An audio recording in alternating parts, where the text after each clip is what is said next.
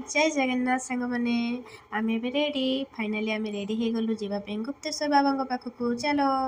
आम आसी पहुँची गलु गाड़ी पाखे गाड़ी देखूँ गाड़ी में सब सामान रेडी आम भाई मैंने भी आसिक रेडी तो आम कि टिफिन कर नथिलु जेहेतु आम कि टिफिन करने गोटे दुकान ले ओह्लैलु तो सेठी आम कि खाଇବା ऑर्डर करूँ खाଇବା ऑर्डर कर डोसा डोसा बहुत टेस्टी थिला एते टेस्टी था कौन बा कह तो फाइनाली आम पहुँची गलु आसी मंदिर पाखे मंदिर रे देखु मनीषा कौन कह गाइस आम गुप्तेश्वर टेम्पल पहुँच जाइए मैंने तो जानी सारे आम पहुँची गलुन बोली